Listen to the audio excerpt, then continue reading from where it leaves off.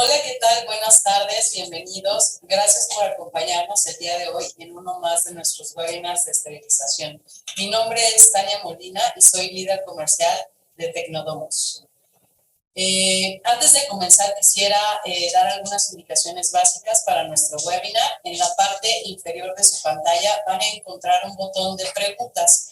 Si ustedes tuvieran alguna, nos hagan favor de ponerla ahí, o en su defecto, pudiera ser que al final de la sesión estaríamos retomándolas.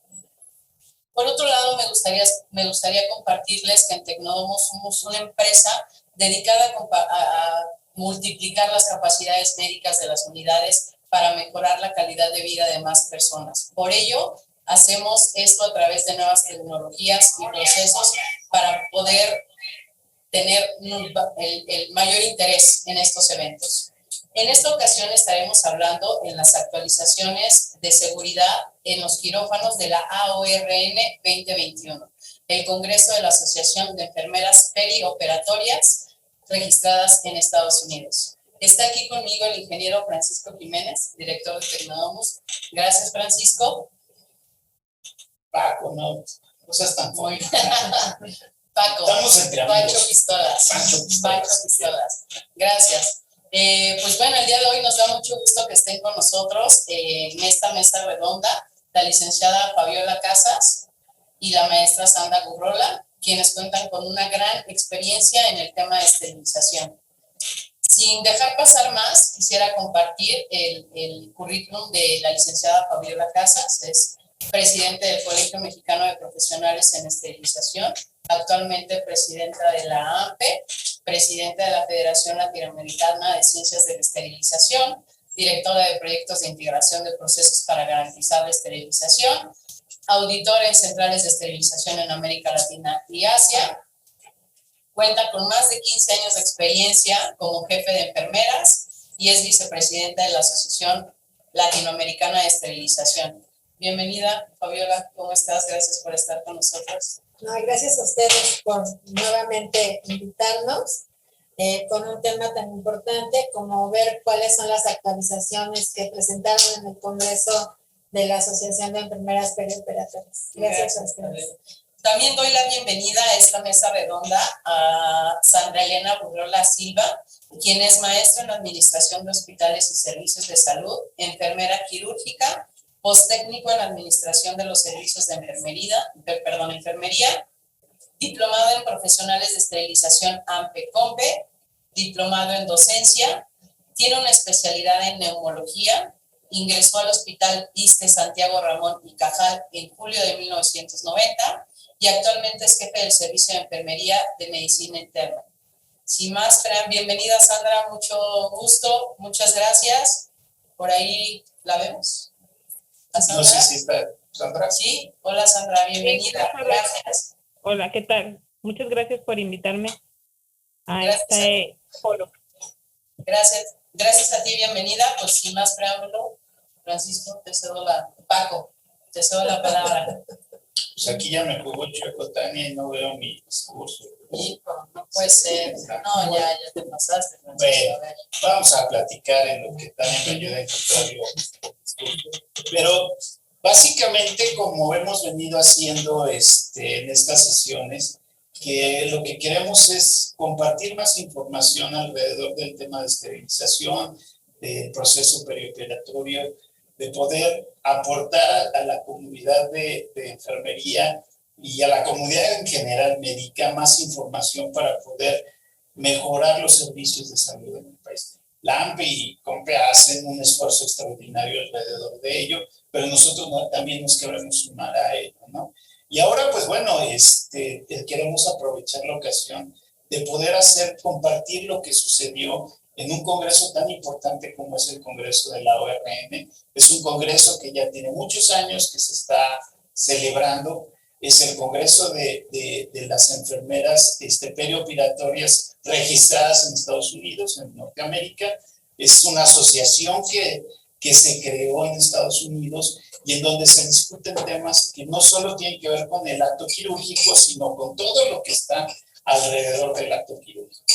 Ya esta asociación creo que data desde 1940, cada año presentan un nuevo, pues lo que se hace en Estados Unidos alrededor de esto.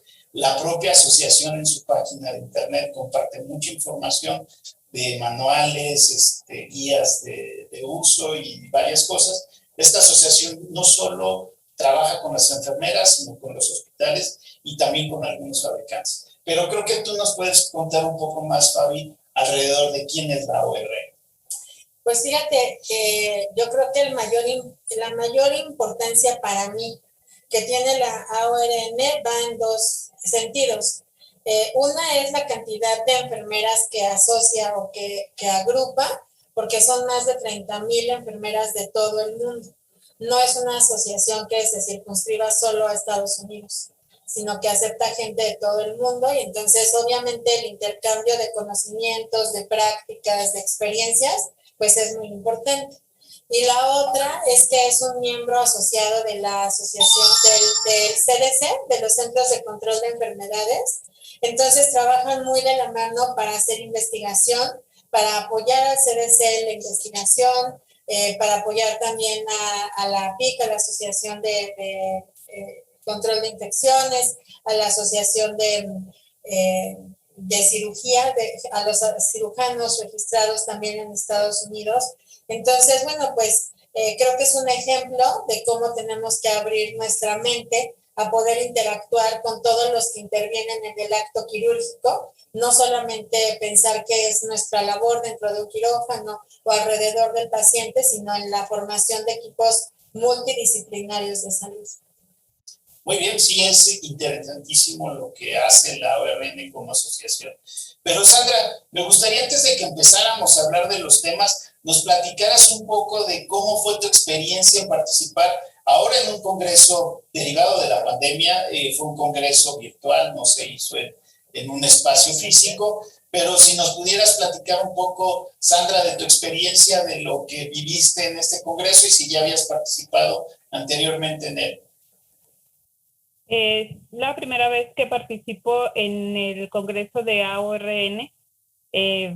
Lógicamente que sí es un poco más difícil interactuar desde una plataforma, estar viendo las presentaciones a través de los videos y de estar buscando cuáles son tienen muchísimas pláticas, muchos forums, simposios, que son muy interesantes. Entonces habría que ahí estar como que a ver cuál es el más importante, cuál es el que más impacta.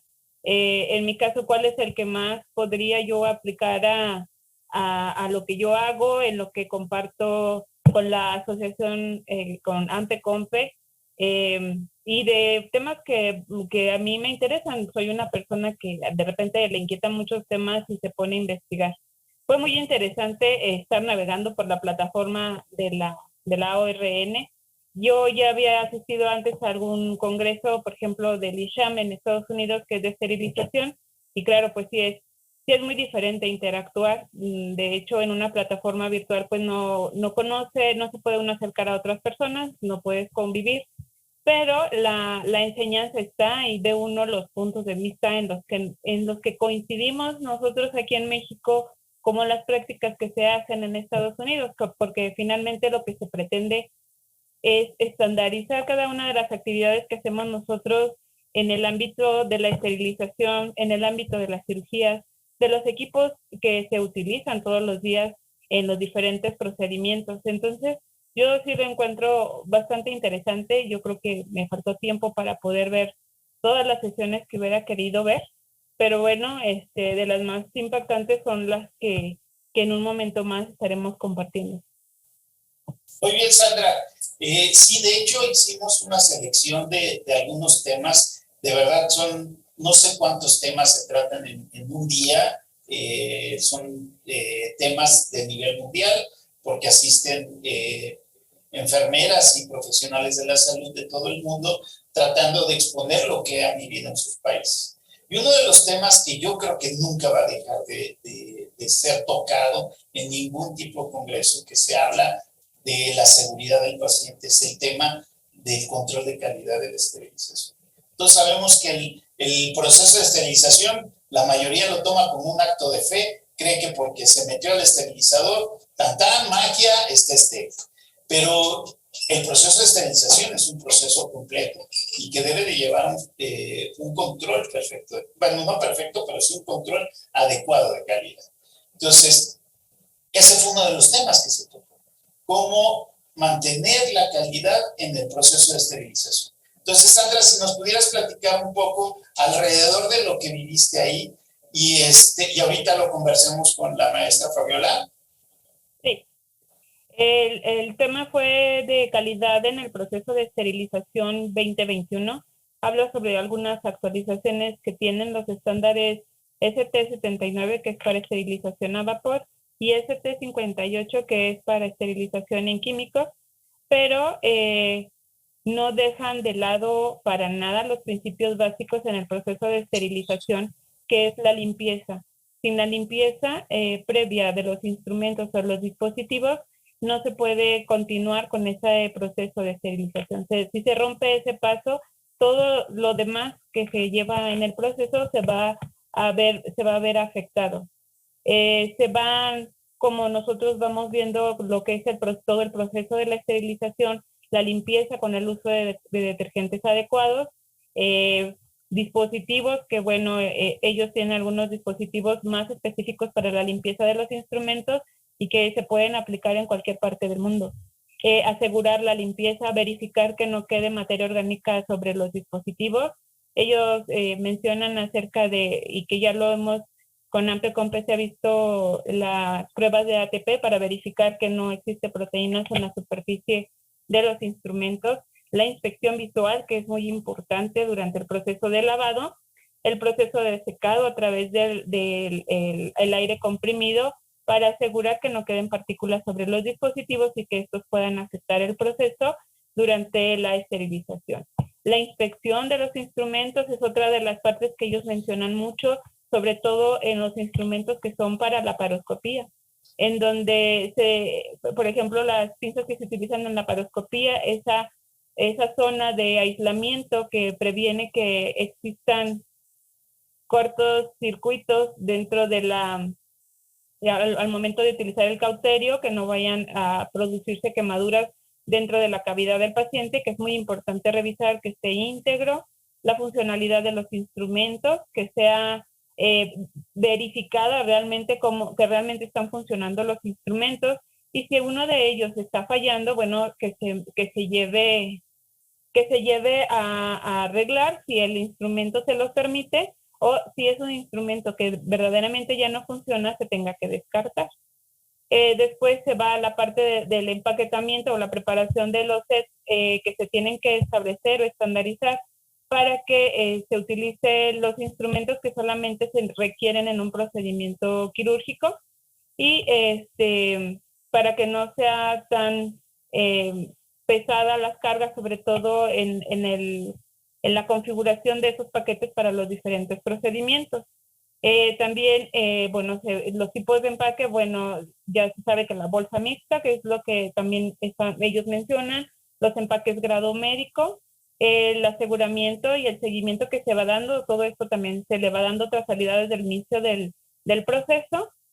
Elegir el sistema de esterilización adecuado para cada uno de los instrumentos, ya sea para bajas temperaturas o para altas temperaturas, va a depender del dispositivo que se quiera reprocesar y que sea reprocesable sobre todo.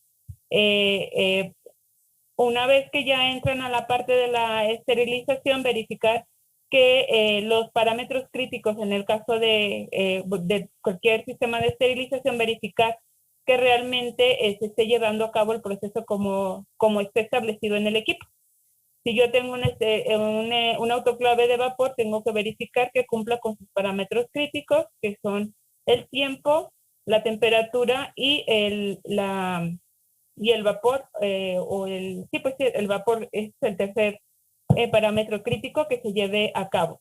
En el caso de los esterilizadores con agentes químicos, como por ejemplo el plasma peróxido de hidrógeno o vapor de peróxido de hidrógeno, igual que tenga la concentración adecuada del agente esterilizante y la presión que se va validando. De acuerdo, los equipos van validando cómo se va comportando el equipo. en el caso de los equipos, que podemos estar verificando a través de la emisión de gráficas que va teniendo cada uno de los equipos y verificar que realmente está cumpliendo con el ciclo adecuado para poder asegurar que hubo una muerte microbiana en el proceso de estos equipos. Y al momento de que se libera la carga, verificar las condiciones en las que esto se libera, si no se comprometió el empaque y sobre todo, bueno, verificar esos parámetros críticos. En el área de almacenamiento también habla mucho sobre las condiciones ambientales en las que se debe de almacenar estos equipos para poder garantizar la esterilidad de los equipos hasta que van a ser utilizados. Ellos también mencionan, o sea, todo va mencionando la trazabilidad o el seguimiento de ese paquete durante cada paso del proceso de esterilización para garantizar que ese paquete va a llegar seguro a los pacientes cuando van a ser utilizados.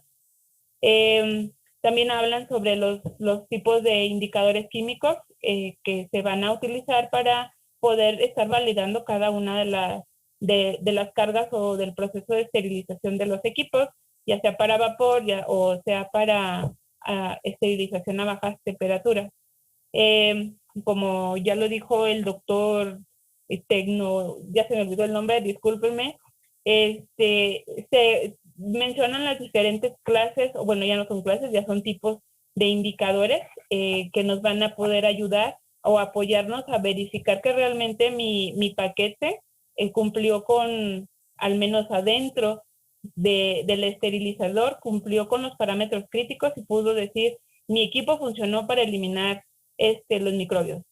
Ya una vez que está en almacenaje, bueno, ya ahí yo tengo que estar verificando porque se puede comprometer el empaque y yo ya no puedo considerar estéril mi equipo o mi paquete. Entonces son muchas más cosas que hay que verificar, además de la eficacia de los equipos, sino también del manejo que le estamos dando a estos paquetes. Esta plática fue un poco más larga, pero yo resumiendo, básicamente eso es lo que se habló en esta conferencia. No sé si a lo mejor me omití algún paso o algo que no quiero yo confundir a la audiencia con lo que yo vi. No sé si la licenciada Casa me pueda corregir al respecto. Yo creo que el tema de la validación, como lo comentaba hace un rato, un tema que siempre se va a tener que tocar en cualquier charla alrededor de la esterilización o del cuidado perioperatorio. Pero, Fabi, ¿qué otras tendencias, aparte de eso que ya nos comentó Sandra, nos puedes comentar? Pues mira, yo creo que algo muy importante que no sé, me parece que la norma AMI-ANSI ST79 habla de un mecanismo de acomodo dentro de la cámara del esterilizador que ya está muy estandarizado de cómo acomodar los paquetes, etcétera. Pero también me parece que en esta intención de armonizar las normas en todo el mundo, porque el lenguaje científico debe de ser universal, o sea, no tiene por qué haber una diferencia de cómo hago el proceso en México, cómo lo hacen en Estados Unidos o cómo lo hacen en Europa. Los microorganismos son iguales. Y las infecciones. El COVID nos ha demostrado que los microorganismos son iguales. Así es, y además nos ha demostrado que la estupidez humana es universal, ¿no? Porque igual estamos en todo el mundo sin prepararnos, independientemente de cuánto dinero tenga el país. Entonces, algo que a mí me parece importante es cómo seleccionamos los materiales para la carga. La norma AMIS tiene bien establecido cómo se acomoda dentro de la cámara, pero tenemos que ampliar nuestro horizonte y pensar que cuando tengo materiales que tienen diferentes características y retienen temperatura y humedad y la pierden en diferentes momentos, la selección del producto a esterilizar, así sea para vapor todo, es muy importante, ¿no? Entonces, en ese sentido, me parece que esa norma podría complementarse con eso, ¿no? Con la información que debe de tener alguien que esteriliza de cómo selecciono ¿qué voy a esterilizar en una charola instrumental? No mezclarlo con materiales que retengan humedad, como el material de esponjear o la ropa de algodón, porque finalmente eso agrega densidad y agrega humedad que al final se queda dentro del paquete, porque el instrumental ya se enfrió, pero la ropa no. Y eso genera incluso daños a los instrumentos, ¿no? Entonces, faltaría, por ejemplo, complementar este tipo de cosas. Ahora, sí es verdad, en Estados Unidos la Joint Commission, la AMI y asociaciones que no son normativas como la AORM emiten normas, emiten políticas de trabajo, etcétera, y los hospitales son muy apegados, ¿no? Sobre todo porque el sistema de salud en Estados Unidos es muy distinto, ¿no? Y entonces con el home care y el medical care y todas esas cosas, pues si ellos quieren subsistir necesitan el aporte del recurso que les dan las aseguradoras. Y la aseguradora dice, si tú no tienes Joint Commission, pues no voy a trabajar contigo. Y la Joint Commission dice, si no haces esto, pues no te doy una certificación. Entonces es sí o sí. Pero me parece que en ese sentido, a pesar de que en México, por ejemplo, no tengamos todavía una norma de esterilización, el profesional ha ido aprendiendo poco a poco a definir cómo tiene que hacer sus procesos y cómo tiene que ir implementando mejores prácticas a pesar de los pocos recursos que se tienen en los hospitales, ¿no? Entonces, si no tengo todos los indicadores que el doctor Tecnesio mencionó, pues sí tengo algún recurso que pueda usar para empezar a monitorear, ¿no? Y sí, hemos aprendido esto que Sandra decía de la importancia de validar la limpieza. Ahora, algo que me parece muy importante de todo lo que escribió Sandra en el resumen que hizo de este tema es básicamente que consideren que la verificación o el monitoreo del proceso debe de ser de principio a fin, porque en estándares anteriores hablaba del monitoreo sobre la esterilización.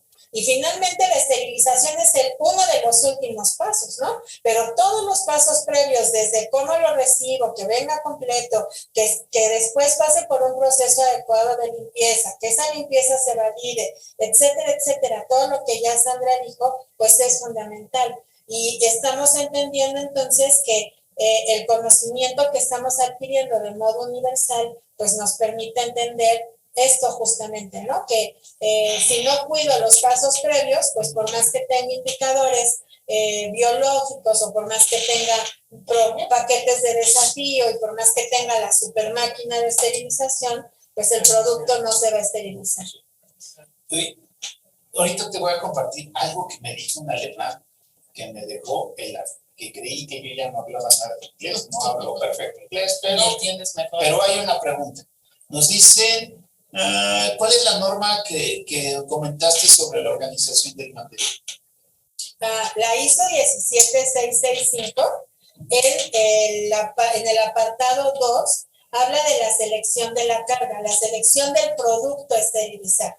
Y algo que nos especifica y que no sé si se queda grabado en la página de Tecnodomus, pero es una sesión que vimos en meses anteriores con ustedes, habla de no mezclar productos que tienen diferentes características. Por ejemplo, no mezclar material de esponjear con material de acero, no mezclar polímeros con material de acero, porque todos tienen diferentes características en su composición, en su construcción, en los materiales, y sobre todo debemos de pensar que la esterilización con vapor es un proceso totalmente físico. Entonces, estoy hablando de un producto que está frío, que tiene que calentarse y después tiene que esterilizarse y mantener la temperatura durante 4 minutos o 15 minutos o 20 minutos, dependiendo de la temperatura y el mecanismo de funcionamiento de ese esterilizador, y después tiene que enfriarse, pero enfriarse a un punto en donde todavía va a salir caliente del esterilizador. Entonces, al hablar de un proceso físico, cualquier cosa que nosotros hagamos que haga que esas temperaturas tengan una variación importante, lo que va a generar es una falla en el proceso, porque lo que generamos es condensación, porque la temperatura baja. Pero hay que entender que lo que esteriliza es la temperatura. El agente biocida en la esterilización con vapor es la temperatura. Si no tengo temperatura, el microorganismo no se muere. Y la temperatura debe de ser constante en un tiempo ya definido científicamente. Si estos parámetros no se cumplen y además el tercer parámetro, que es la calidad del vapor, que es un vehículo de transporte de la temperatura hacia el interior de un paquete, de una manguera, de un tubo corrugado, de cualquier cánula o material con lumen o de un simple instrumento en todas sus partes, pues obviamente cuando yo no tengo esa temperatura constante a través de la presencia del vapor, que es el vehículo de transporte, no estoy esterilizando. Por eso es que no es algo tan simple. A veces la gente dice, pues es vapor, ¿no? Es lo más fácil de usar. No, yo diría que es lo más complejo de usar. Porque cuando yo esterilizo, por ejemplo, en peróxido de hidrógeno, me dicen esto y esto es lo que puedes meter y ya. No puedes agregarle nada más. Y no puede ir nada que absorba peróxido y no puede ir nada húmedo. Entonces ya está muy definido la carga, el parámetro, el acomodo, la cantidad que puedo meter a la cámara.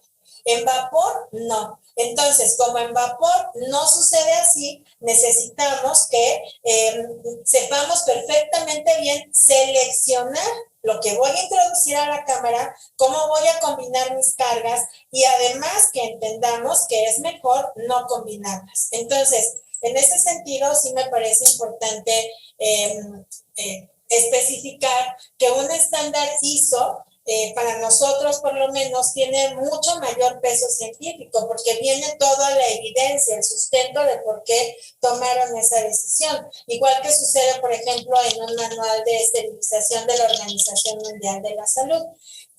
Me parece muy importante, tenemos los manuales de años anteriores de la AORN y tiene toda una política de cómo se debe de hacer. Lo que no dice es por qué se debe de hacer así, ¿no? Y en estos momentos me parece muy importante, es como el regreso a clases, ¿no? Hay que regresar a clases, hay que desinfectar la escuela, hay que separar a los niños, sí, pero ¿cómo? O sea, tú me dices qué, pero no me dices cómo. Y el cómo es a donde todos tenemos un problema. ¿Por qué? Porque cada central de esterilización es diferente, es única, es independiente. La gente que trabaja ahí también, lo que meten a esterilizar también. Entonces, el cómo es lo que le tenemos que decir a la gente, ¿no? El qué, bueno, va a estar escrito en muchos lugares. El secreto está en cómo orientas al profesional a cuál es la práctica que debe de hacer en su central. Por supuesto, basada en un estándar definido, pero con lo que ellos tienen ahí, con su sistema de esterilización, que a lo mejor tiene 30 años de antigüedad y todavía le cuelga para que lo cambien, ¿no? Entonces, ahí, ¿cómo le voy a hacer? Sí, y fíjate que hablando de eso, sí es terrible a veces cuando llego a uno de los hospitales y llenan la carga y todavía hasta empujan la puerta casi para que, es que quiero hacer más en menos tiempo, no es por ahí, ¿verdad? Y qué bueno que esos temas se siguen tocando. Y lo que te quería comentar, el doctor Kaiser, que es Heinrich Kaiser, él pertenece al grupo que define las normatividades ISO. Y en una ocasión conversando con él me dice, oye Paco, de verdad, ustedes son un país rico, nosotros somos un país pobre. Yo, a ver, doctor, crecer. Usted viene de Alemania, ¿cómo me dice que? Le estoy entendiendo bien. No entiendo, mi inglés creo que ya está chafeando muy feo, ¿no? Y yo no le entiendo, doctor Kaiser. Nosotros somos un país en vías de desarrollo y somos de las economías más importantes del mundo, pero seguimos siendo un país en desarrollo. No, ustedes son muy ricos, nosotros somos muy pobres. No le entiendo, doctor, ¿a qué se refiere? Explique. Me dice, mira, nosotros en Alemania, cuando vamos a hacer un trasplante de riñón, eso puede costar varios cientos de miles de euros, mucho dinero puede costar. Y nosotros, como somos un país pobre, invertimos unos cuantos euros para poder validar que el proceso completo de esterilización se llevó a cabo correctamente. Porque no nos podemos atrever a que por unos cuantos euros pongamos en riesgo una cirugía que vale miles de euros. Entonces, pero ustedes pues son tan ricos que no importa si echan a perder una cirugía de varios cientos de miles de euros comparado con unos cuantos euros por un sistema correcto de operación. Yo me quedé frío, ¿qué le contesto? ¿No? Y eso es lo que pasa en nuestro país y que nosotros queremos contribuir en que eso se entienda y ustedes, los que están aquí con nosotros, se lo expliquen a los funcionarios de sus hospitales y cuando ustedes les digan, oye, es que necesito indicadores para meter en mis cargas, necesito un buen detergente, necesito un buen empaque, necesito que mis máquinas estén funcionando bien, es porque unos cuantos pesos van a garantizar, bueno, no van a garantizar porque hay otros temas que se tienen que atender dentro del proceso, pero contribuye fuertemente. Así es. Contribuye fuertemente para evitar que... Para ser un país pobre como el día de hoy recibimos una noticia aquí en la empresa que ahorita me acuerdo y te lo juro que siento como el cuerpo se me enchina la piel. Una chica, una auditora, se cae, se rompe una muñeca, le ponen creo que 10 o 12, 8 clavos, ¿no? Y sale bien de la cirugía. A los 3 meses, 2 meses o no sé cuánto tiempo, se infecta la cirugía y le cortaron. Ese tipo de cosas no deben de suceder. No deben de suceder. No podemos asegurar que fue por un problema de esterilización, no podemos asegurar si fue por un problema de proceso quirúrgico, no tenemos más datos. Pero es una tragedia que eso suceda, ¿no? Así es. Y pues bueno que vamos a tocar esos temas. Otro de los temas que estuvo fuertemente dentro de las charlas de la ORN, pues no podía dejar de ser el COVID. El COVID que ha azotado al mundo fuertemente, que todos hemos sido afectados directo o indirectamente, con algún familiar, personalmente, en la salud, en la economía, nos ha afectado fuertemente a todos. Y no era un tema que podría quedarse fuera de un congreso como este. Entonces, creo que uno de los temas que se tocó muy importantemente, que hubo charlas alrededor de eso, es cómo manejamos el control ambiental en el quirófano y en el hospital completo, ¿no? Cómo mejorar esas prácticas y regresar a las bases. Limpia. No permitas que porque eches un polvito mágico que hoy está en boga en todos lados y te quieren rociar y creen que porque rocían algo ya todo está perfecto, regresa a las bases. Sandra, ¿qué nos puedes platicar alrededor del control ambiental en el quirófano? Pues como tú lo mencionas, los principios básicos, primero va a ser la limpieza.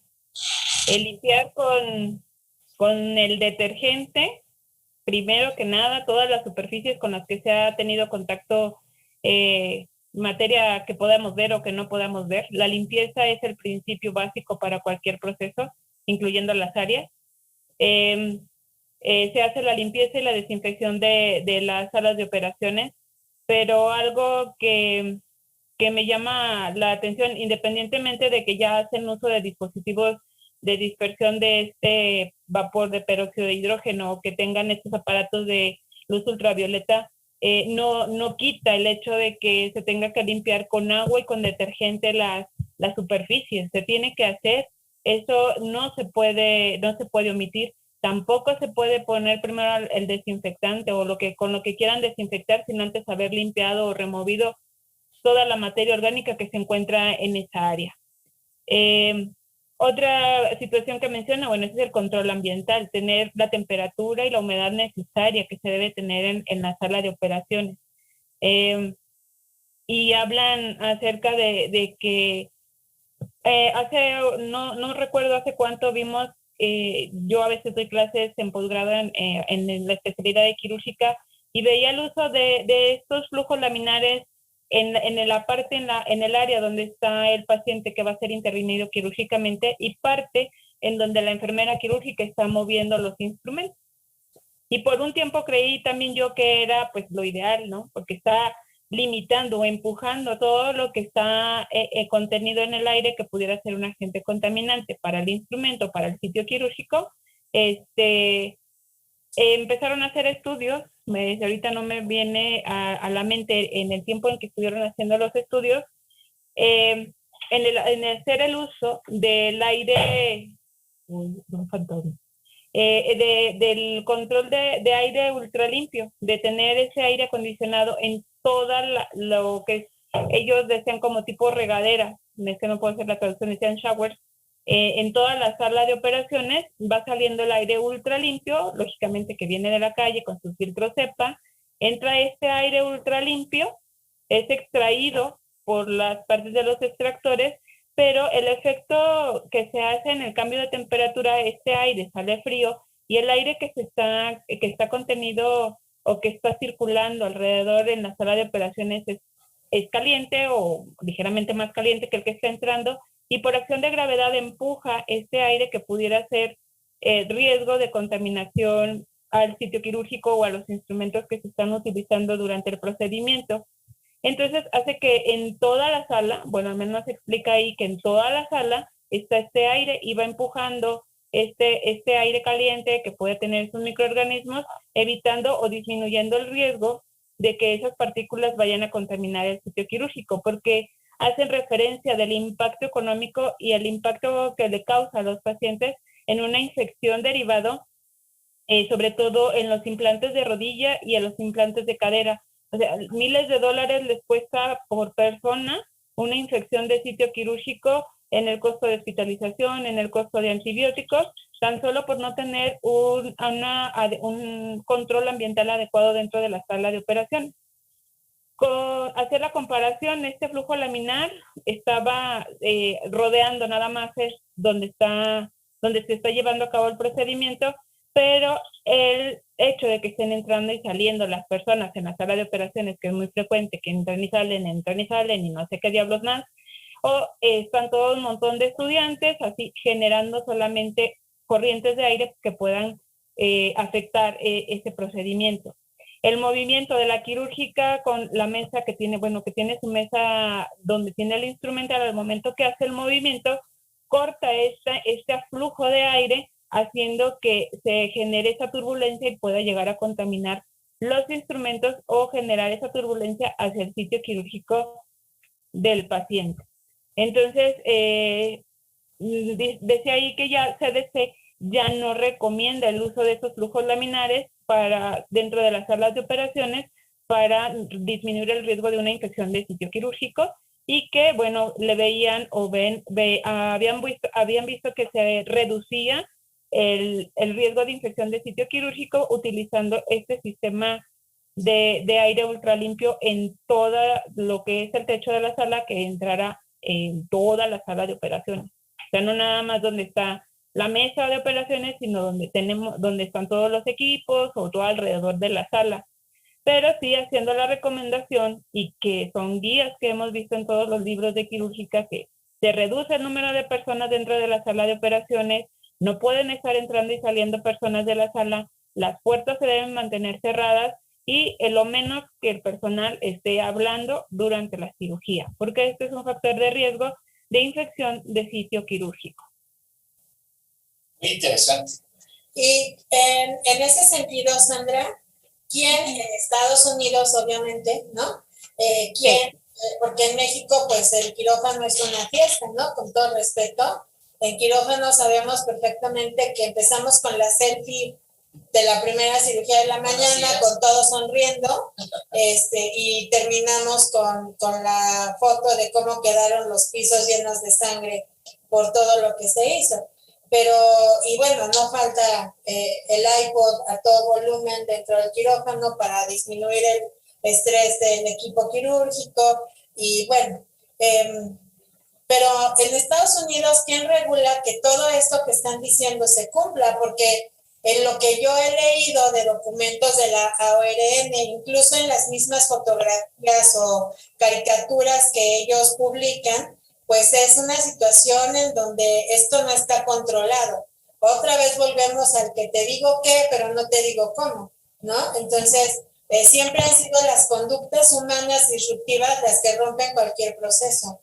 No sé, en estos momentos, esta información donde ellos dicen no sirve el flujo laminar, no sé si el flujo laminar no sirva alrededor de la mesa o no sirva en todo el quirófano, porque básicamente lo que tú nos estás diciendo es lo que no funciona es la conducta humana, no el aire. Porque si yo cerrara la puerta del quirófano en cuanto la cirugía empieza y ya no la vuelvo a abrir, pues sí funcionaría el flujo de aire. Y se mantendría la temperatura y no habría aire caliente o aire a otra temperatura que estuviera entrando o circulando. Si no tuviéramos 20 personas adentro del quirófano y fueran solo las que se requieren, pues sí funcionaría ese flujo laminar o ese sistema de ventilación de aire ultralimpio, porque finalmente, cuando hablan de un sistema de aire ultralimpio, pues ¿de dónde sale o cómo sale? O sea, eso es lo que yo no entiendo en la explicación que tú nos estás dando. Ese aire, ¿cómo lo están introduciendo al quirófano? Forzosamente debe de haber sistemas de entrada de aire y sistemas de extracción de aire, y el aire debe de circular y se debe de volver a limpiar, y me parece que lo que es importante es entender en dónde lo están ubicando ahora. Mientras, y esto es importante porque acabas de referir que lo que ellos dicen es que es un gasto muy importante de dinero, pero hay que entender que mientras más grande sea el espacio en donde voy a ubicar el aire, más me va a costar, porque voy a necesitar más caudal, más sitios de emisión del aire, más filtros CEPA o ULPA y muchos más requerimientos porque el espacio es más grande. Precisamente por eso el aire laminar se pone alrededor del campo quirúrgico, ¿no? Entonces, ¿cómo lo están ubicando? Y finalmente, yo creo que alguna vez, y tú eres una enfermera quirúrgica, pero alguna vez un médico haciendo escribió un artículo en el día que se conmemora el Día Mundial de la Prevención de Infección del Sitio Quirúrgico, diciendo que esta seguridad quirúrgica implementada a través de la lista de cotejo del tiempo fuera no servía de nada, porque de todos modos los pacientes tenían accidentes, los pacientes se infectaban, la cirugía no estaba controlada. Y entonces yo lo que pensaba es, ¿qué es lo que nos sirve? ¿El protocolo que ha demostrado eficacia en muchos países o las personas que aplican el protocolo? Y me parece que en este sentido es lo mismo. ¿Qué es lo que nos sirve? El flujo de aire laminar o que la puerta esté abierta porque ya ni la cierran, ¿no? Hay quirófanos que son pasillo de paso de un lado a otro, ¿no? Porque están mal diseñados los quirófanos, etcétera, etcétera. No sé, pero me parece un poco riesgoso pensar que el aire con flujo laminar no sirve porque el manual de la Organización Mundial de la Salud para la prevención de infección de sitio quirúrgico habla del diseño de los quirófanos con flujo laminar, bien ubicado, con un caudal adecuado, con control de humedad y de temperatura, pero también habla de la conducta humana. Y la conducta humana es la segunda causa por la cual existen eventos adversos en la cirugía, porque no entendemos que es un paciente que tiene el mayor riesgo de un sinfín de eventos adversos dentro del procedimiento quirúrgico. Le restamos importancia y hay tantas personas interviniendo que el control se pierde. No sé, pero yo no pensaría que quitar el aire o que cambiar los sistemas de ventilación serían los adecuados, sino mejorar las conductas humanas, ¿no? Sí. Y mucho menos en un país en donde apenas estamos poniendo el aire, ¿no? O sea. Sí, digo, eso es lo que pasa a veces en los países del primer mundo, en donde hay dinero. No olvidemos que Estados Unidos invierte casi el 17% del Producto Interno Bruto de Estados Unidos, que es un número enorme. Lo invierte en salud y nosotros pues andamos 2.5, 1.7. Punto 2. Hay que empezar, ¿no? Y digo, es interesantísimo cómo lo vivió y lo vio Sandra ya, y pues nosotros tenemos que empezar, y creo que hay que tomar esas ideas de ella, pero sin olvidar lo básico que ya tenemos y que pues hay que continuar. Fíjate que la otra cosa que me parece interesante de mencionar es lo que tú estabas comentando para el control del COVID, que son estas máquinas de peróxido de hidrógeno, que se utilizaron para el control de el ébola, ¿no? no para el control del COVID, y son dos virus totalmente diferentes en el mecanismo de transmisión, en el tamaño del virus, en el tipo de patología que causa, en la tasa de infectividad de ese virus.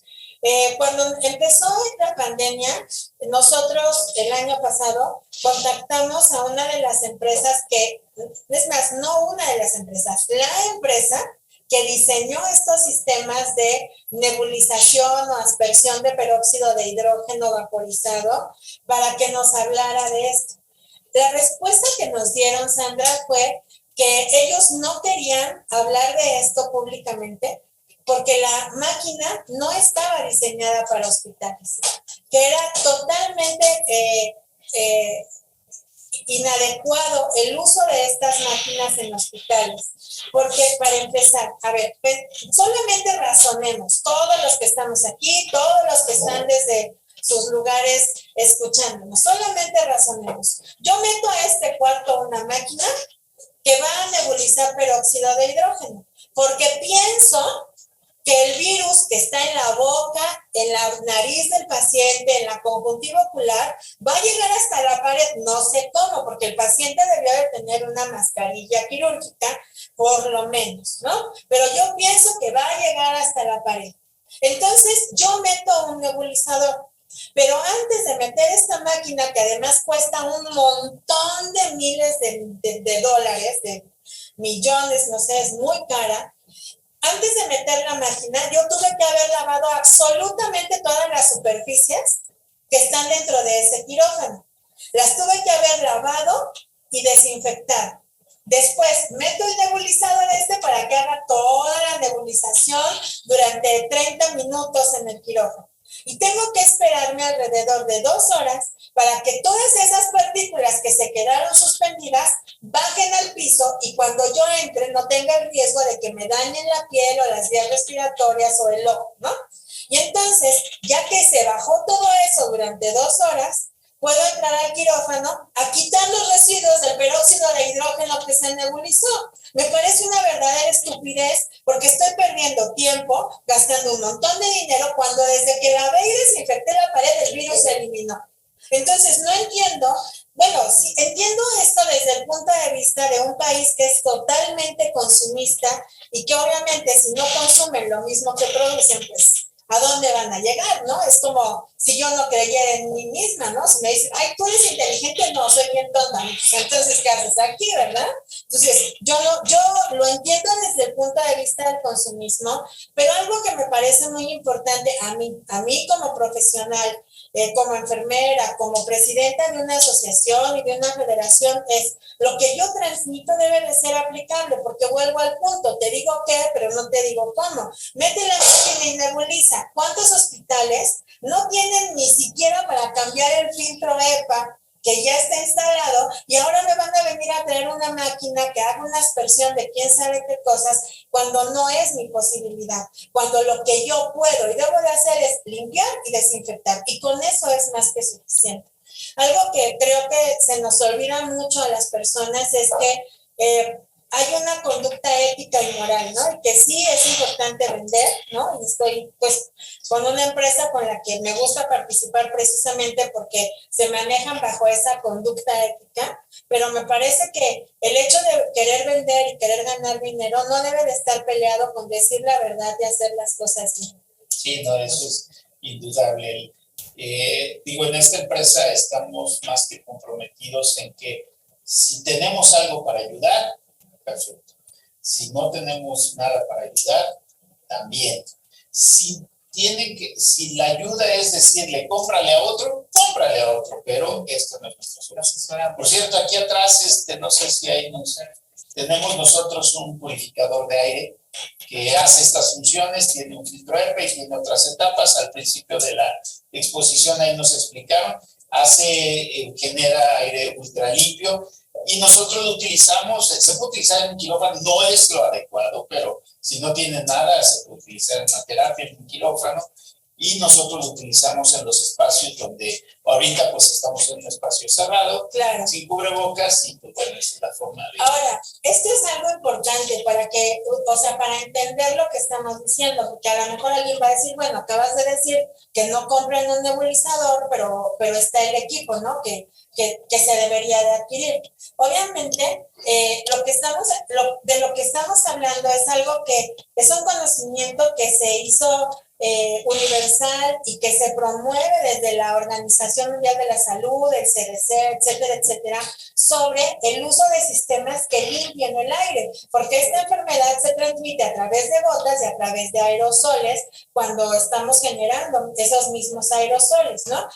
Ahora hay que medir incluso los niveles de dióxido de carbono en los ambientes cerrados para ver si no estamos en riesgo. Que bueno, finalmente este equipo tiene la gran fortuna de medir partículas suspendidas, ¿no? Niveles de contaminación. Aquí esto se pondría de color rojo en el momento en que hubiese un mayor nivel de contaminación y eso reflejaría para nosotros alertas. Pero como el aire es lo que tengo que limpiar porque es el vehículo de transmisión de este virus, además de las gotas grandes, pues es importante entender que si en la institución no tengo la posibilidad de abrir el techo, poner un sistema que vaya a la azotea del hospital, comprar los filtros, pues es mucho tiempo y mucho dinero lo que se requiere para eso. Incluso a veces hasta un cambio en el diseño arquitectónico para poder hacer una instalación adecuada. Entonces, lo que hicieron este tipo de empresas, porque no es la única, es diseñar estos sistemas y hay evidencia escrita, evidencia epidemiológica de que en China colocaron estos equipos en las terapias intensivas en donde no había los sistemas adecuados de filtración de aire para limpiar el ambiente y había pacientes COVID, colocaron estos equipos en las terapias intensivas entre cada unidad del paciente y eso les ayudó a controlar muchísimo el ambiente, porque estamos hablando de algo racional. Obviamente no es la misma inversión la que voy a hacer en un equipo de estos que la que voy a hacer en otros sistemas en donde además, ¿cuál es el consumible de esto? Pues un filtro EPA que tiene un tiempo de vida que depende de cómo usemos el sistema de limpieza de aire. No es lo mismo a tener que poner un cartucho de peróxido de hidrógeno que me cuesta 20,000 pesos cada que voy a meter a un quirófano esto, ¿no? Sí, pero bueno, es el gran tema del control ambiental alrededor del COVID y pues interesante lo que nos han compartido.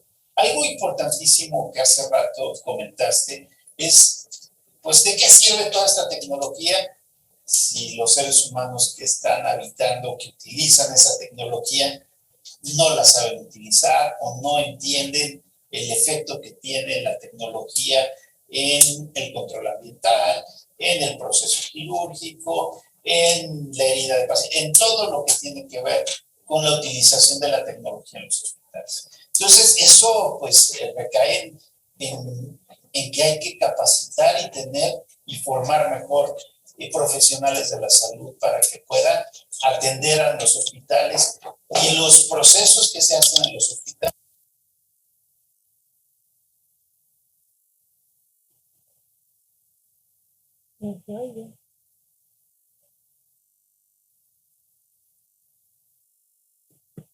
No escucho a Francisco.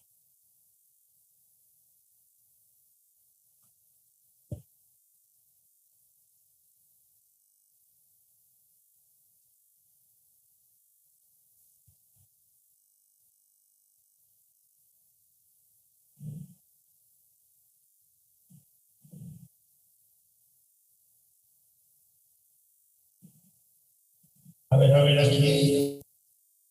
Ya.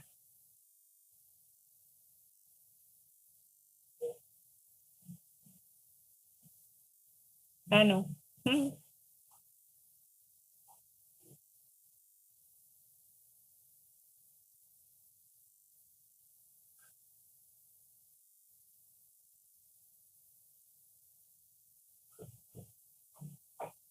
Lo que acá. A ver, ¿me escuchan? Sí, se conectó. Permítame. Ya. Aquí. Ya te escucho, Francisco. Bueno, otra vez no. Nos falló las personas, perdón, no sé hasta dónde nos escucharon.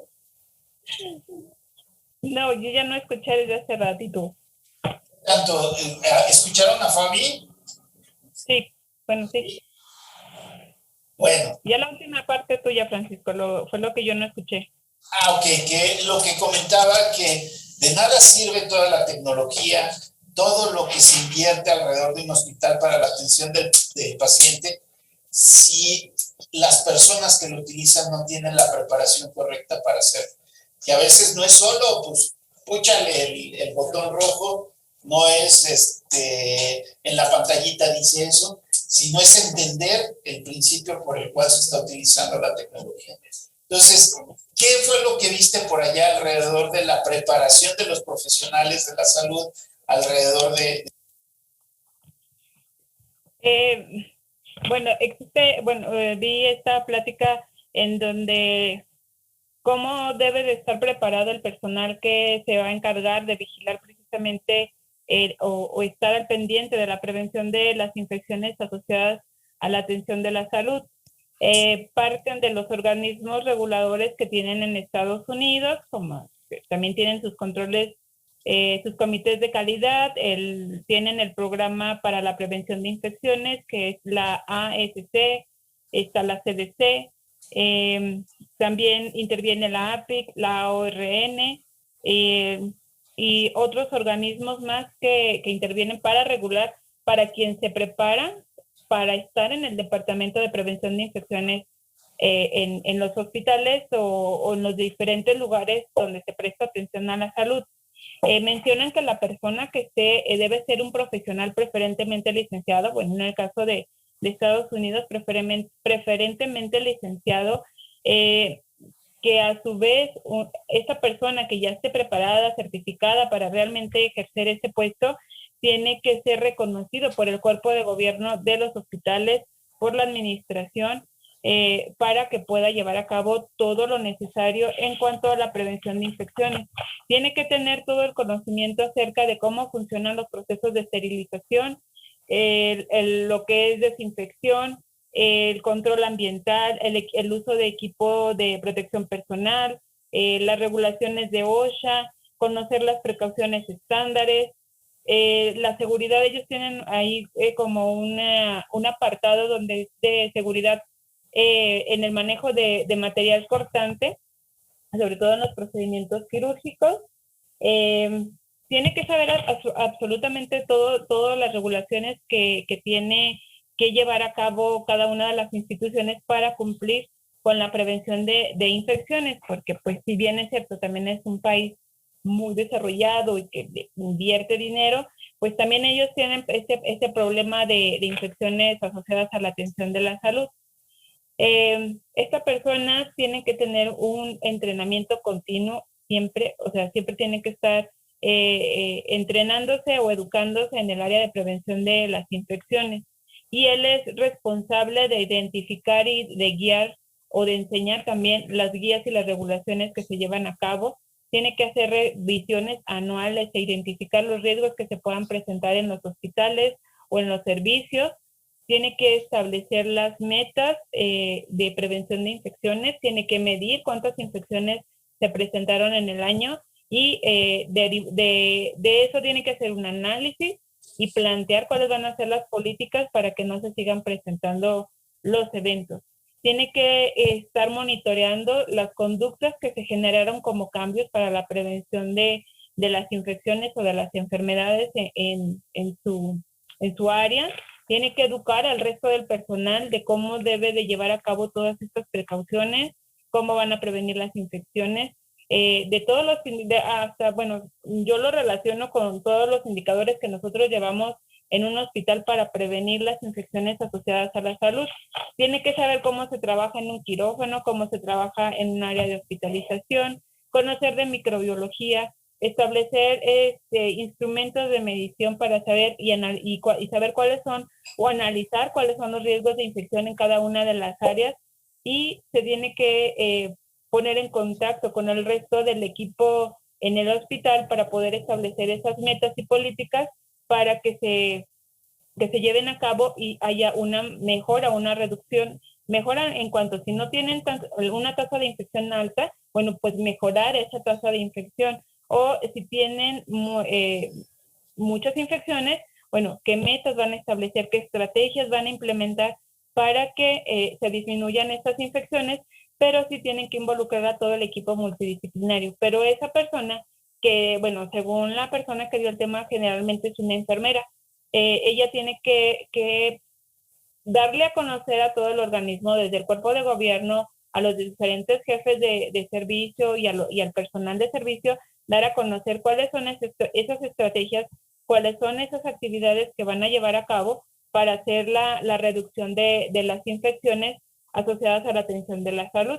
Y se me hizo muy interesante porque de verdad la preparación y la educación es la parte fundamental para poder mejorar cada uno de los procesos que hagamos en cualquier área. Tengo que saber, si yo voy a estar en esterilización, yo tengo que saber perfectamente bien cómo debo de llevar a cabo el proceso, cómo voy a verificar cada uno de ellos. Si yo tengo a un paciente que yo soy la quirúrgica y que tengo que verificar que mi instrumental de verdad haya pasado por un proceso de esterilización, pero no nada más de eso, también tengo que verificar la integridad del paquete, que no esté roto, que no tenga marcas de que se mojó, que no se haya caído, cómo lo transporté, me lavé las manos, no me lavé las manos, cómo lo estoy abriendo, cómo se hace la asepsia del paciente, el tiempo quirúrgico, bueno, esto ya está relacionado con el cirujano, pero el cirujano debe de saber que entre menos tiempo dure su cirugía, menor riesgo de infección va a tener ese paciente. Y todos los factores, saber cuáles son los factores de riesgo que tiene ya sea por parte del paciente, o sea, qué comorbilidades o qué causas o qué cosas le pueden afectar por parte del paciente. O sea, tiene que saber muchísimas cosas de lo que pudiera llegar a presentar una infección en un paciente. Si la enfermera va a colocar una sonda de Foley, ¿cómo debe de colocar? Yo tengo como enfermera que va a verificar que se realiza el procedimiento, cómo lo está haciendo, establecer el protocolo o la guía de cómo se debe de llevar a cabo, cómo se debe hacer la asepsia, la higiene, la colocación de la sonda, una venopunción, una colocación de catéter central.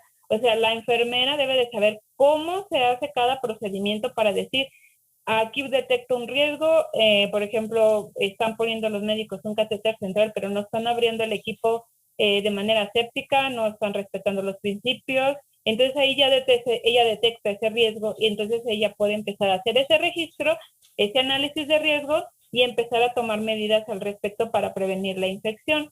O que mis equipos de esterilización no funcionan, bueno, pues entonces de la mano del personal ahí, ella se tiene que comunicar y hacer lo necesario porque los equipos de esterilización funcionen, que tengan los detergentes necesarios, cómo se está llevando a cabo todo eso. Entonces, es un conocimiento inmenso y un compromiso inmenso de quien esté llevando a cabo esta función. Por eso se me hizo muy interesante porque, por ejemplo, en AMPE-COMPE, que tenemos, que a lo mejor lo ven nada más como para esterilización, pero ahora que yo estoy del lado de la medicina interna, esto que yo aprendí con AMPE-COMPE y lo que he venido aprendiendo, yo lo aplico con mis pacientes para prevenir, por ejemplo, en esto que les menciono, en la instalación de un catéter central, en la colocación de un catéter Mahurkar que es para hemodiálisis.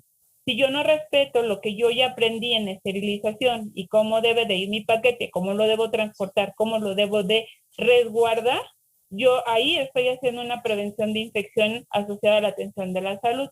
Entonces, ahí es donde impacta. AMPE-COMPE nos enseña cómo debemos de hacer las cosas. En el caso de Estados Unidos, yo no conozco cómo lo hacen en Estados Unidos, pero me doy una idea que es algo de lo que nosotros aquí estamos haciendo para prevenir esas infecciones asociadas a la atención de la salud. Por eso es que me llama mucho la atención de cómo nos podemos preparar constantemente y aportar y hasta impactar en la salud del paciente si yo hago mis procesos adecuadamente con conocimiento, leyendo, estudiando y preparándome todos los días. Por eso me gustó mucho esta plática. Súper interesante el tema alrededor de la formación del personal. Y siempre para que un equipo funcione bien, un equipo bien capacitado, tampoco de nada sirve tener a todo un grupo de personas súper capacitadas si no hay un verdadero liderazgo en un punto, en un bien común de todos, ¿no? Entonces creo que también algo platicaron alrededor del liderazgo que creo que sería interesante que nos compartieras porque el liderazgo está en cada departamento, pero el liderazgo tiene que sumar en todo el hospital.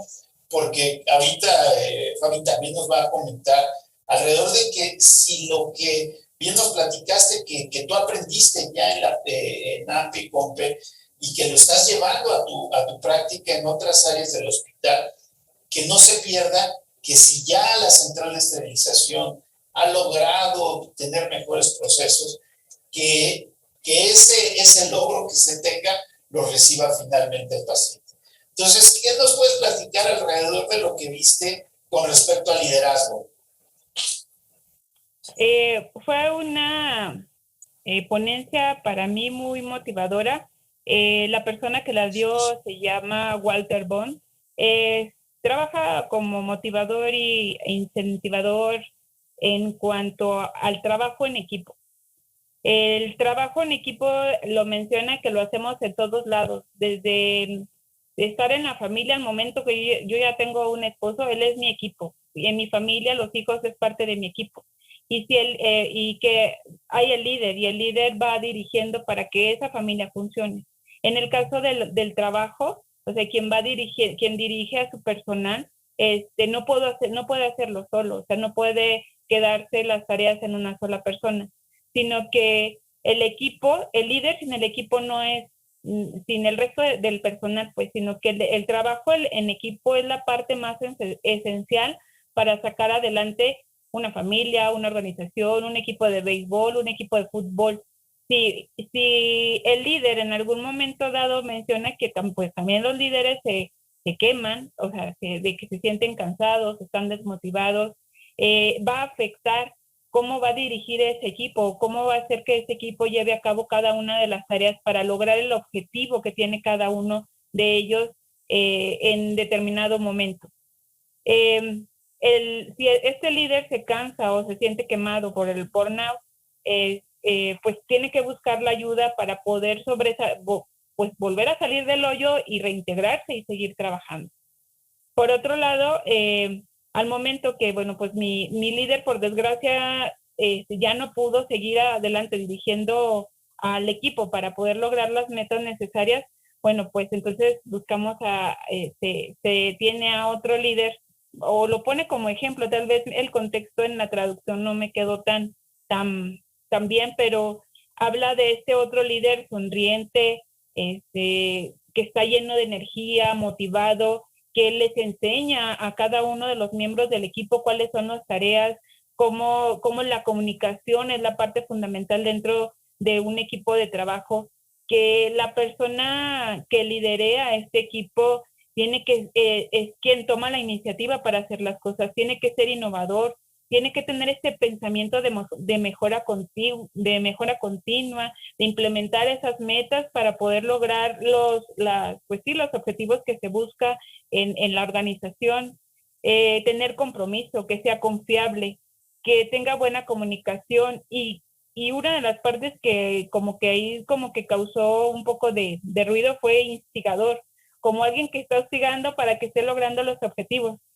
Pero al mismo tiempo menciona que es estar motivando a esa persona, de estarle diciendo, vamos, seguimos, vamos a lograr este objetivo.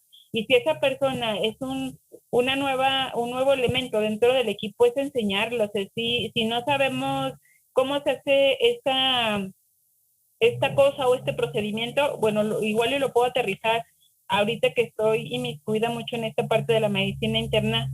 Si tengo un personal nuevo que llega y no sabe cómo manejar un ventilador mecánico, por ejemplo, que no sabe cómo se programa, bueno, yo como líder tengo que enseñarle, porque pues yo no voy a estar todo el tiempo ahí para que esté haciendo el procedimiento. Yo lo tengo que enseñar y motivarlo, cómo funciona, cómo voy a revisar a mi paciente que si realmente está funcionando lo que le estoy haciendo. Es estar siempre motivando a la gente, estar iniciando siempre, vamos a mejorar este procedimiento, vamos a mejorar esta otra acción para lograr el objetivo que yo estoy persiguiendo. De sentirse importantes dentro del equipo de trabajo para que ellos vayan a trabajar con ese gusto y esa felicidad y decir, si yo vengo a este servicio, me gusta venir porque aquí está el ambiente bien chido y puedo sentirme bien y puedo desarrollarme y desenvolverme como profesional, en mi caso como enfermera, y hasta se involucra la parte del médico en donde sí, mire, vamos a mejorar, vamos a hacer este plan para este paciente para que vaya saliendo rápidamente de la enfermedad, pero va a depender mucho de cómo nos vamos dirigiendo a cada uno de los miembros del equipo, identificar cuáles son las características y las necesidades de cada miembro del equipo para poderlo apoyar y poder decir, a ver, tú te veo medio atorado, ¿qué te pasa? ¿Qué necesitas? No, vamos a solucionarlo.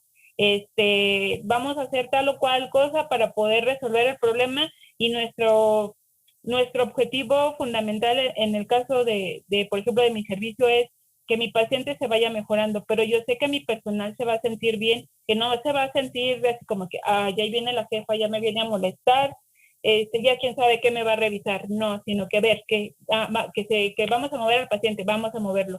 Y se sienten apoyados de tal forma que les va a gustar trabajar, no, hasta no van a querer faltar, van a decir, ahora no voy a ir porque pues ya hasta flojera me dio, me siento desmotivado, la jefa nos trata mal, no me dan ganas de hacer nada porque pues ahí se siente el ambiente turbio y nomás está el chisme a todo lo que da y realmente no cumplimos los objetivos que estamos buscando. Entonces el líder tiene que buscar esas estrategias para motivar a su equipo a lograr esas metas. En el caso que él platicaba, decía que los motivaba en este equipo porque también trabajaba para la NBA como motivador, de decirlos, vamos, si van a poder ganar y sacarle cada quien partido de cada una de su forma de ser.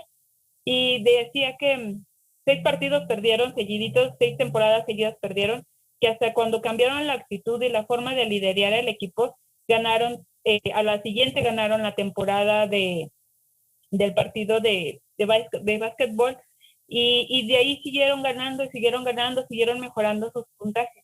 De ahí que yo sí veo la importancia de que nosotros, bueno, que por ejemplo que yo lidereo este servicio, sí motivar al personal para que se sienta seguro y se sienta protegido, pero al mismo tiempo seamos un equipo que le gusta innovar y mejorar los procesos en el caso de la atención directa a los pacientes. En el caso de alguien que se encuentra en un quirófano, igual mejorar la productividad, decir, no, ya sigue otra cirugía, pero es que la jefa me está hostigando, me está mandando no sé cuántas cirugías.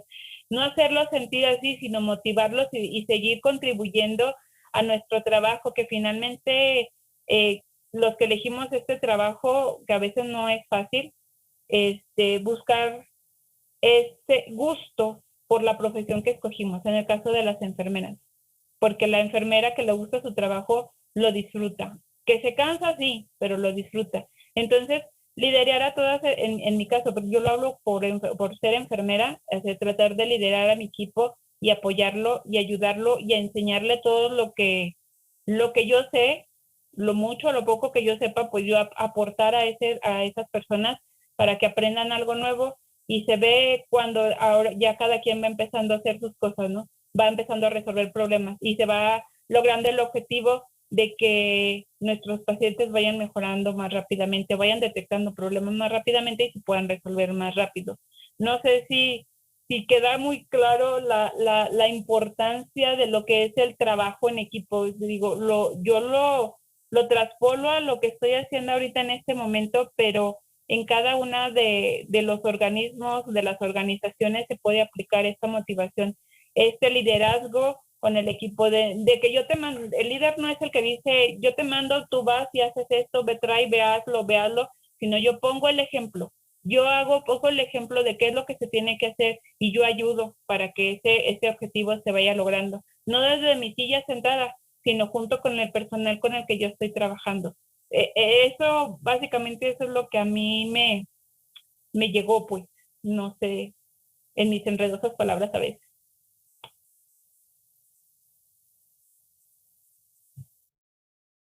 Para poder lograr productos estériles poder lograr procesos quirúrgicos exitosos. Pero ¿qué nos puedes comentar alrededor de todo este tema de la formación del personal y del liderazgo? Pues mira, Paco, realmente la formación del personal es por lo que la asociación ha apostado desde un inicio. Podemos hablar de instituciones muy grandes que han hecho un esfuerzo importante por hacer manuales institucionales para que todo el mundo los cumpla, y te puedo asegurar que no los cumple ni el 10% de los hospitales. ¿Por qué razón? Pues porque el profesional, como bien lo dijo Sandra ahorita, no está motivado, no entiende por qué es el cambio, no se le ha dado el conocimiento necesario para entender que su trabajo impacta no solo en la prevención de infecciones, sino en la seguridad del paciente, porque hay múltiples eventos adversos que pueden estar relacionados al proceso de esterilización, las quemaduras por electrocirugía, los olvidos de cuerpo extraño en cavidad, las hemorragias posquirúrgicas, las lesiones de víscera y órgano. Todo eso es porque no tengo un instrumento en las condiciones adecuadas, en el tiempo adecuado, en la cantidad adecuada, en las condiciones de uso apropiadas. Entonces, no basta con ser un líder que dice, hay que hacer esto porque aquí está el manual y así se tiene que hacer. La formación es muy importante. Yo estoy convencida de que todas las personas tenemos la capacidad de cambiar si entendemos por qué. Y si además la motivación viene desde reconocer lo importante que es lo que tú haces. Así, lo que tú estés haciendo sea doblar gasas, lavar instrumentos o estandarizar una charola o liberar una carga, que me parece algo de una gran responsabilidad, lo que tú haces es trascendental para que ese paciente que va a ser operado se pueda ir en las mejores condiciones y con la mejor oportunidad de vida. Entonces, me parece fundamental formar equipos de alto rendimiento, formar equipos que sean no autodirigidos, porque eso es muy complejo, y más en las culturas latinas, la autodirección es muy compleja, ¿no? O sea, empezamos bien y luego bajamos la guardia y al final cada quien hizo lo que quiso y el objetivo no se cumplió. Entonces, me gustaría entender cómo en Estados Unidos, en donde muchos de los hospitales están llenos de latinos trabajando, porque yo he ido y me ha tocado verlo, ¿no? Las centrales tienen latinos, los quirófanos tienen latinos, conozco jefas de quirófanos, jefas de enfermeras que son jefas de quirófano que son latinas, ¿no? Entonces, finalmente, son ya culturas muy mezcladas, ¿no? La interculturalidad, pues, está en su apogeo en el mundo entero. Pero ¿cómo hacemos? Porque yo puedo tener líderes, ¿no? O sea, tengo el líder de quirófano, el líder de la central de esterilización, los capacito, los formo, pero el líder no es permanente. Un líder de control de infecciones con todo ese bagaje que Sandra nos comentaba, que por supuesto debe de tener, porque decían las mamás, ¿no? Para que tú sepas mandar, tienes que saber hacer. Pues, ¿cómo me dices cómo pongo una sonda Foley si nunca la has puesto? Ven y ponle, luego me cuentas si lo que me estás diciendo es real o no. ¿Cómo me dices cómo esterilizar esta charola si tú nunca has tocado un instrumento? Primero ven, hazlo, demuestra la capacidad, la competencia, y después tú me vienes a decir cómo lo voy a hacer, ¿no? Definitivamente hace muchos años que está escrito que un líder que no está en el campo de batalla con la gente es un líder no reconocido, ¿no? La administración se hace caminando con la gente, en donde están los problemas y donde hay que resolverlos, no atrás del escritorio. Y las organizaciones tienen la tendencia a ser lineales, ¿no? O sea, no está el líder acá, que es el que dice cómo y todos los demás obedecemos. Pues ahora los líderes tienen que estar con su gente. Pero mi inquietud es, ¿cómo hago? Porque necesariamente necesito una supervisión. Porque no quiero que abran las puertas durante la cirugía. ¿Y quién supervisa eso? Quiero que revisen todas. ¿Y quién lo supervisa? Cada instrumento debe de tener pruebas de funcionamiento. ¿Y quién lo supervisa? ¿No?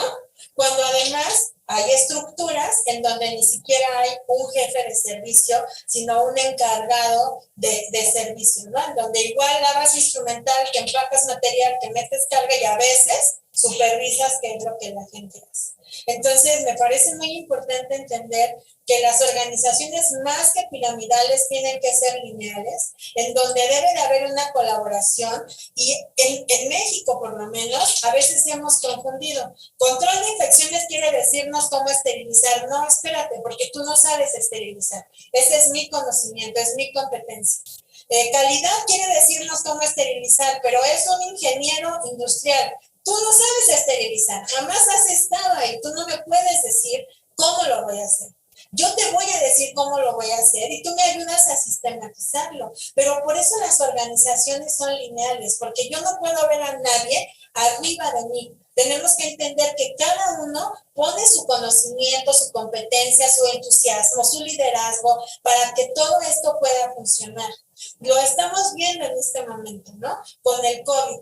Todos le han tenido que entrar a darle de comer en la boca a un paciente porque no es suficiente personal. Todos han tenido que empezar a limpiar el área de trabajo donde están porque la pobre mujer de intendencia no se da abasto, etcétera, etcétera. Entonces, conocer, tener las competencias, saber hacer, pero también formar estos equipos en donde todos respetemos la competencia de cada uno de nosotros en sus diferentes ámbitos para sumar, para que todo ese conocimiento que definitivamente, bueno, quizás en Estados Unidos un profesional de control de infecciones conozca todo lo que definieron ahí. Me parece una cantidad de conocimiento impresionante, ¿no? O sea, digo, yo tengo 30 años de ser enfermera y soy intensivista y por supuesto que hay muchas cosas que sé, pero también hay muchas que no sé, ¿no? Y que el lugar en donde yo estoy ahorita no me permite ya tener la actualización o la práctica o alguna otra cosa. Pienso más bien que un líder debe de tener una visión global. Hoy se habla de 360 grados, ¿no? O sea, no es que tú lo vayas a saber hacer, pero sí es que tienes la apertura para entender que si tú no lo sabes, ella sí lo sabe y te puede aportar lo que a ti te falta para seguir sumando, ¿no? Y bueno, hablar de equipos multidisciplinarios, pero algo que a mí me parece fundamental es la supervisión. No basta con decir hazlo. Tenemos que decirle hazlo así y yo voy a guiarte, voy a supervisarte, voy a llevarte por el camino que debe de ser para que logremos todos el objetivo. Si yo soy un líder Leslie Fair que dice, ay, háganlo y mañana nos vemos, pues cuando yo llegue mañana no va a estar hecho. Eso es definitivo. Tú tienes una frase alrededor de esto, enséñame, líder.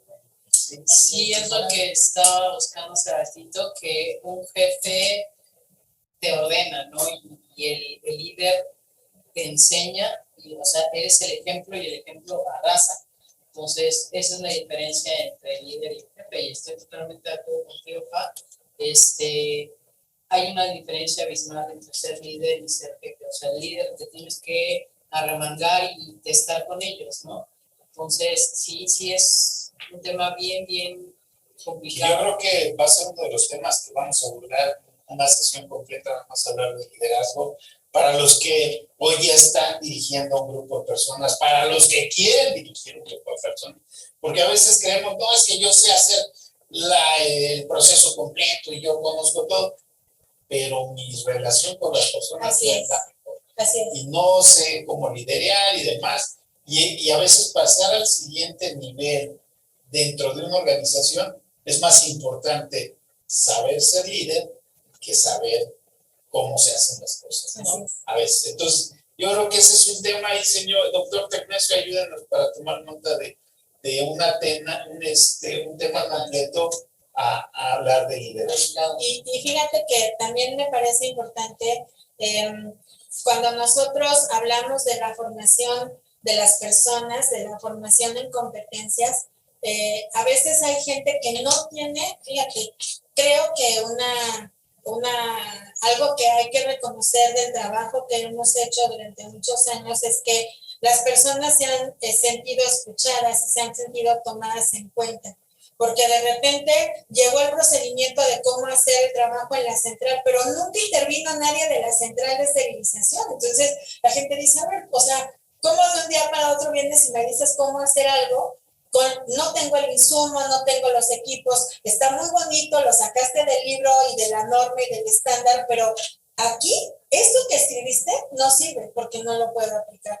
Y entonces vienen los líderes natos que guían a la gente, que la van llevando y que esos líderes tienen que ser rescatados y tienen que ser escuchados porque ya tienen el don de liderazgo, ya es nato en ellos. Y si esos líderes no están a favor de la institución, pues nos van a bloquear el trabajo.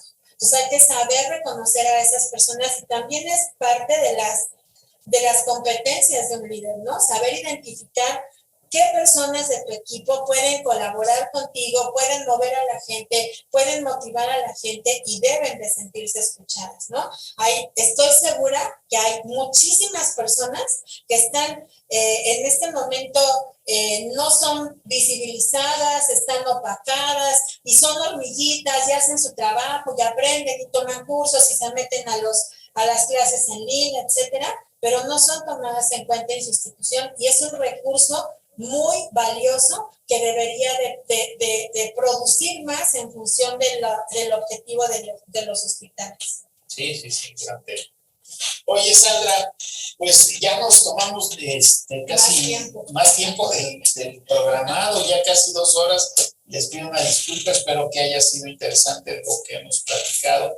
Pero Sandra, quisiera escuchar una conclusión de lo que viste, porque fueron muchos más temas, escogimos solamente 4 temas. Vamos a estar trabajando en hacerles llegar más información de lo que se generó ahí en la ORN. Hay videos ahí, vamos a ver de qué forma vamos a estar compartiendo con ustedes el contenido de lo que se generó en la ORN. Pero sí me gustaría escuchar pues una conclusión de lo que viste por allá. Pues ver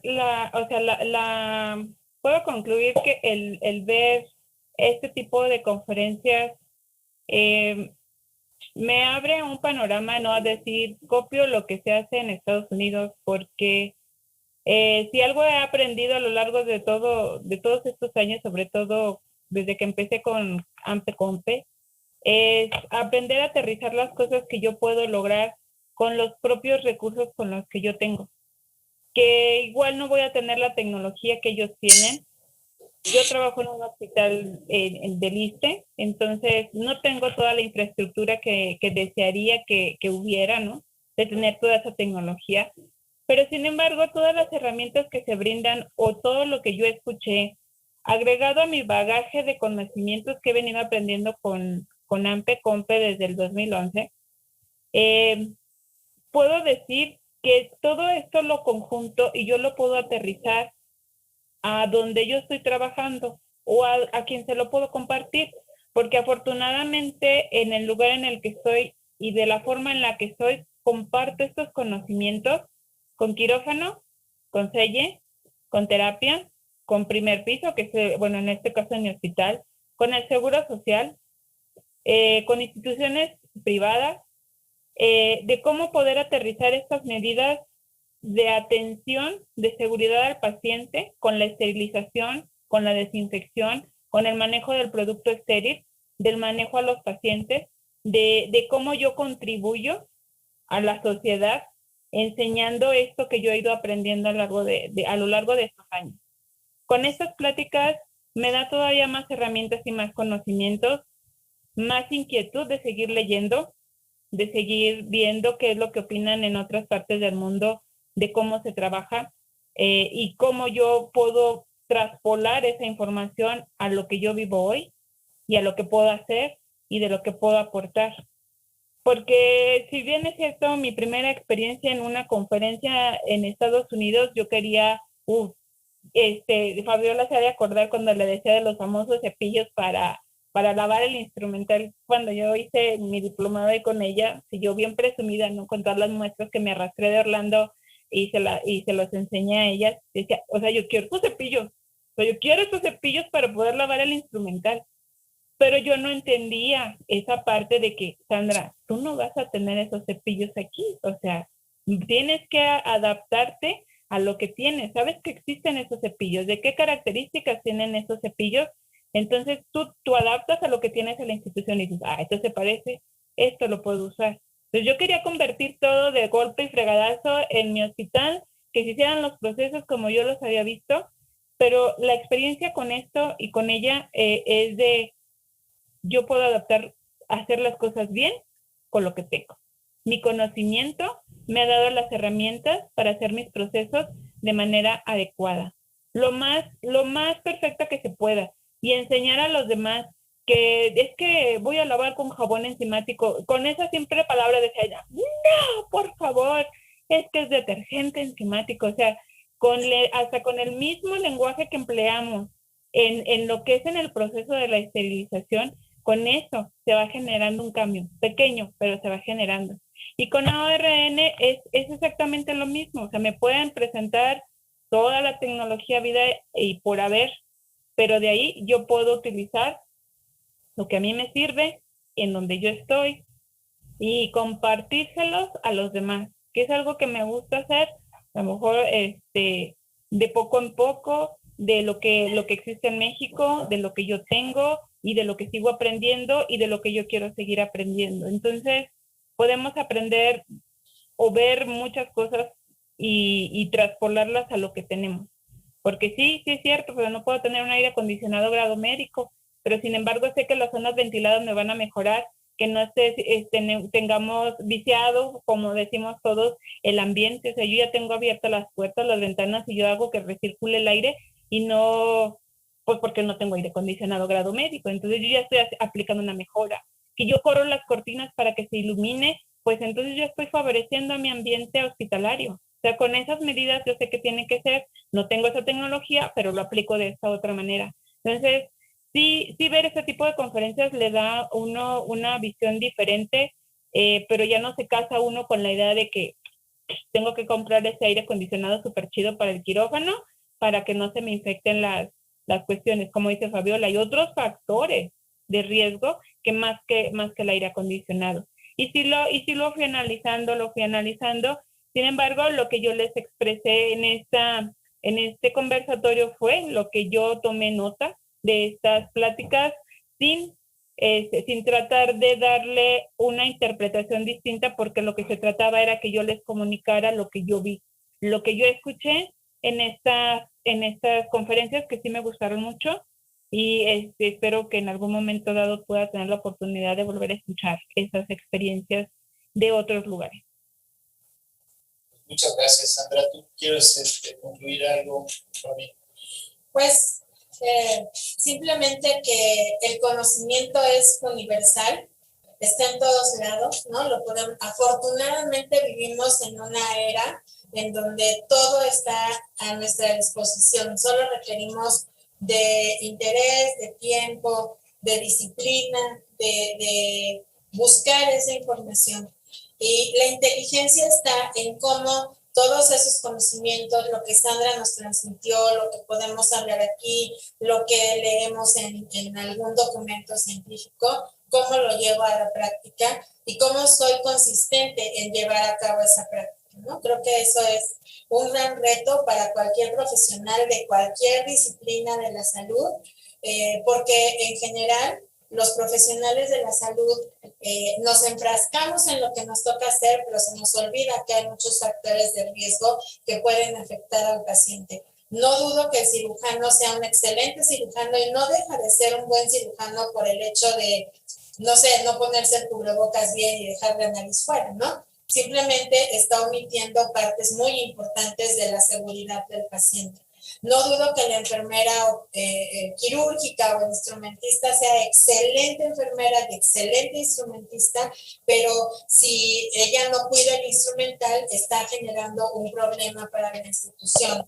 Me pide instrumental de más, o si no cuida la esterilidad del instrumento durante el transporte, etcétera, etcétera, ¿no? Entonces, creo que es muy importante que tengamos más disciplina y seamos más consistentes. Y por supuesto, el conocimiento es tan universal que mientras más conozcamos, más se abre nuestra mente, más amplia es nuestra visión y más parámetros de toma de decisiones tenemos. Creo que es lo importante de asistir a estos congresos, ¿no? Entender. Decíamos hace muchos años en un congreso, nos decía una persona de la CONAMED, los mexicanos somos muy regionalistas, ¿no? Pensamos que México es la maravilla del mundo y fuera de México pues hay un universo, ¿no? Entonces tenemos que aprender qué se hace en otros lados. No hay sistema perfecto en el mundo, así que ni Estados Unidos, ni Alemania, ni Japón, ni China, ni absolutamente nadie es perfecto, pero sí podemos aprender de los aciertos y de los errores para saber qué es lo que podemos hacer aquí. Y es interesantísimo entender lo que pasa en el mundo. Hay una charla que no quisimos tomar en cuenta porque hay condiciones que en otros países se están haciendo, pero que están muy atrasados con respecto a incluso lo que nosotros estamos haciendo en el país, ¿no? Pero sí es importante entender el mundo completo. Hoy la globalización es en todos los sentidos, ¿no? Y pues no dejen de acercarse a buscar la información. La información está en todos lados, el conocimiento está en todos lados. La AMBICOMPE tienen en la página de Facebook una cantidad de información, o sea, no te la acabas, no sé si tienen cuántas horas tienen de video ahí de capacitación, pero son muchas horas de capacitación, mucha información, que si le dedicamos el tiempo 1 hora al día, nada más, no les pido más, cada quien 1 hora al día, al año, si nada más lo hacemos de lunes a viernes, son como 240 horas que podemos estar revisando de la información que existe. Sí es importante escuchar lo que hacen los países desarrollados, pero aquí en AMBICOMPE se está mostrando lo que está haciendo en México, ¿no? Que se están haciendo cosas muy importantes ya, no estamos en la época de la caverna en cuanto a la divulgación de la información. Ahora el problema es llevarlo al ejecutivo, poder convencer a las autoridades de la importancia de los procesos, de la importancia de tener simplemente un buen cepillo, un buen detergente para poder empezar un proceso de esterilización, ¿no? Y dices, ¿cuánto cuesta eso? Es una locura, ¿no? Ahí vamos en el camino. Ahí vamos. Y pues muchas felicidades por ese trabajo y que pues sigan avanzando. ¿Noticias del Congreso? Pues el Congreso es del 6 al 9 de octubre. Ya vamos a subir la publicación a la página. También vamos a tener una promoción porque está el Congreso Panamericano también, entonces quienes se inscriban al Congreso vamos a tener una promoción de precios bajitos para que se inscriban también al Panamericano. Pero el objetivo es obviamente poder mostrar actualizaciones, ¿no?, en el tema, poder reunirnos y escuchar precisamente qué avances científicos hay en otros países, obviamente poder definir qué sí, qué no y cuáles son nuestras posibilidades. Hace muchos años, Paco, una persona que estaba enseñándonos algo, ¿no?, enseñándome a mí algo, dijo, te tienes que conocer, porque lo que no conoce la gente no lo pide. Y yo lo veo en el sentido de, hace 16 años que tomé mi primer certificación en Alemania y entré a una central maravillosa de esterilización, parecía que yo estaba en Disneylandia, ¿no? O sea, era una cosa, era un mundo de sueño esa central. Y mi visión fue, algún día en mi país vamos a tener no una, muchas así. Y ya llegó ese momento y afortunadamente hay profesionales capacitados ya para manejar esas centrales. Pero también hay centrales en donde tenemos los equipos y están parados porque la gente dice que es mucho trabajo, ¿no?, y que prefieren lavarlo a mano porque eso es más rápido y es menos problema. Entonces, hay que seguir trabajando, por supuesto, y por eso hacemos los congresos, porque el congreso es una manera de abrir nuestra visión al mundo. No todos pueden ir a China o a Japón o a Alemania o a Estados Unidos, pero si yo tengo un congreso en donde se muestre qué se hace en el mundo, estoy haciendo que esa visión sea más amplia y que traslademos nuestra imaginación a otras fronteras fuera de nuestros litorales. Muy bien, pues muchas gracias. Bueno, ahorita Tania nos va a despedir. Vamos a estar haciendo más información alrededor de lo que sucedió en la ORN. Vamos a tener algunos documentos escritos, más videos alrededor. Si esto les gustó, por favor compártanlo, compartan la información Van a recibir un correo después de terminado el video. Creo que hacen una encuesta, algo así. Ahorita también nos va a dar datos. Compartan la liga, díganle a los demás si esto les gustó. Y si no les gustó, también compartan. A lo mejor al otro sí. A lo mejor sí al otro le gusta, ¿no? Pero aquí la idea es compartamos el conocimiento, que es parte de los valores de esta empresa, que compartamos el conocimiento para que podamos impactar a más pacientes. Gracias, Tania. Gracias, Paco. Pues sí, como comenta Paco, se nos acabó el tiempo, no se nos está agotando, se nos acabó. En verdad, sí, en verdad es muy, muy padre hacer este tipo de reuniones con ustedes que lo hacen tan ameno, con temas tan interesantes. Sandra, muchas gracias por estar con nosotros, en verdad. Los temas que se tocaron bastante interesantes. Ya no tuvimos tiempo para las preguntas, pero bueno, nos vamos a encargar de responder cada una de sus preguntas. Recuerden, como dice Paco, compártanos, no nada más tenemos webinars de esterilización, también hay webinars de farmacia y de imagenología. Al terminar y al cerrar la sesión se les va a abrir una ventana en donde van a poder descargar su constancia. Y pues gracias a todo el staff que está atrás de nosotros, la gente de marketing, muchas gracias, los chicos de ventas que están aquí apoyando a la gente de marketing, muchas gracias, por favor, compártanos. Servicio técnico. Servicio, sí. Ya comentó por ahí Yaret que vamos a pronto tener validación de esterilizadores y buenísimo. Pronto les vamos a dar datos alrededor. Súper, muchas gracias. No digo, hay muchas personas, ustedes no las ven, pero hay muchas personas atrás de cámaras que en verdad están trabajando y están al pendiente de cada detalle.